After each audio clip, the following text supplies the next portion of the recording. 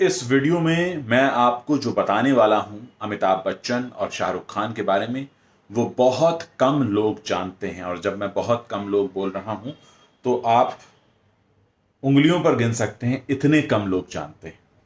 लेकिन ये आपका जानना बहुत ज़रूरी है, क्योंकि आप बॉलीवुड की फिल्में भी देखते हैं, आप अमिताभ बच्चन को भी जानते हैं और आप शाहरुख खान को भी जानते हैं। मैं जिक्र कर रहा हूं यहां पर इंडियन फिल्म फेस्टिवल मेलबर्न 2014। ये वो साल था जब अमिताभ बच्चन मेलबर्न गए थे, और वहां पर जब वो मेलबर्न पहुंचे तो वहां की जो सिख कम्युनिटी है वो प्रदर्शन कर रही थी सड़क पर। मैं आपको याद दिला दूं, 1984 में जो सिख राइट्स हुए थे उसको लेकर, वो इस बात को लेकर वहां के जो सिख लोग हैं वो इस बात से खुश नहीं थे कि अमिताभ बच्चन वहां आए हैं। और ये विरोध इतना बढ़ा कि एक प्रथा है वहां पर। मैं आपको पहले भी बता चुका हूं कि जो बड़े नाम बॉलीवुड के जाते हैं वो वहां विक्टोरिया प्रोविंस के प्रीमियर से मिलते हैं। ये विरोध इतना बढ़ा कि वहां के प्रीमियर ने अमिताभ बच्चन से मिलने से मना कर दिया। आयोजक चाहते रहे कि ये मुलाकात हो जाए, लेकिन वहां के जो उस वक्त प्रीमियर थे, डेनिस नेपथाइन, उन्होंने साफ तौर पर मना कर दिया कि अगर हमारे देश में रहने वाली, यानी ऑस्ट्रेलिया में रहने वाली सिख कम्युनिटी किसी बात को लेकर विरोध प्रदर्शन कर रही है तो हम मिलना पसंद नहीं करेंगे। और आपको जानकर हैरानी होगी कि इसके 4 साल बाद जब शाहरुख खान वहां पहुंचे, यही इंडियन फिल्म फेस्टिवल मेलबर्न था।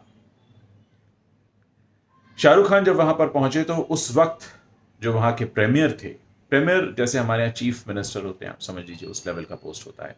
ऑस्ट्रेलिया का जो विक्टोरिया प्रोविंस है वहां पर होता है ये हर साल।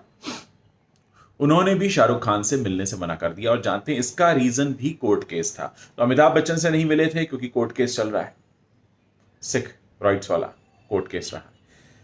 शाहरुख खान से भी यही कहकर मिलने से मना कर दिया था, क्योंकि मैंने आपको बताया था कि किस तरह से चकदे के वक्त एक रेसिज्म वाला केस हुआ था, जिसमें जो IFFM की ऑर्गेनाइजर हैं वही चकदे की लाइन प्रोड्यूसर थी। और चकदे की टीम जब चली गई थी शूट करके, तब उन्होंने कहा था कि उनके साथ रेसिज्म हुआ। और रेसिज्म में जो उन्होंने आरोप लगाए थे वो बड़े आधारहीन थे उस वक्त। खैर, क्योंकि वहां पर रेसिज्म को लेकर बवाल बड़ा होता है, इसलिए जो भी हर्जाना वगैरह मांगा गया वो दे दिया गया। लेकिन जो आरोप लगाए थे वो बहुत ही आधारहीन थे। मसलन कि उनको स्टेडियम में घुसने के लिए लाइन लगानी पड़ी, उनको लॉकर्स नहीं मिले, या ऐसी बातें थी जो कोई भी किसी भी रेस को बिलोंग करने वाला व्यक्ति जाता तो उसे उनसे होकर गुजरना पड़ता। लेकिन उसको एक आधार बनाया गया और रेसिज्म का मुकदमा वहां पर चला। और ये सब बात है 2010 से पहले की।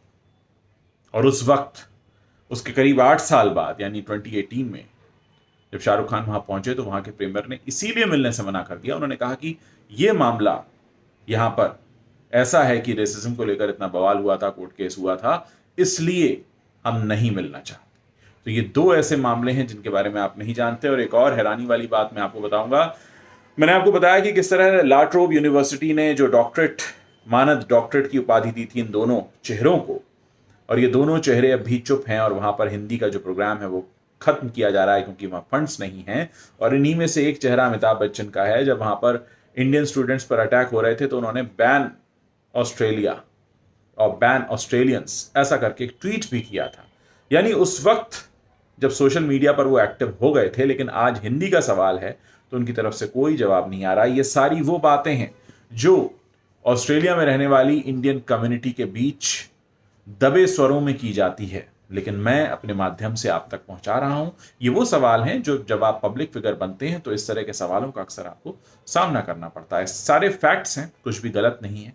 आप इस बारे में क्या राय रखते हैं मुझे जरूर बताइएगा। और आज रात 9:30 बजे मैंने इनवाइट किया हुआ है मिस्टर नंदी चीनी कुमार को, जिनके पास झुंड के ओरिजिनल राइट्स हैं। झुंड जिस जो फिल्म बैन कर दी गई है सुप्रीम कोर्ट की तरफ से अमिताभ बच्चन की, उसके ओरिजिनल राइट्स नंदी चीनी कुमार के पास हैं। और वो मेरे साथ लाइव होंगे और वो बताएंगे पूरी कहानी क्या है, क्यों ये फिल्म बनी और क्यों इस पे बैन लगा, और कहानी कहां से शुरू हुई और कहां तक पहुंच रही है।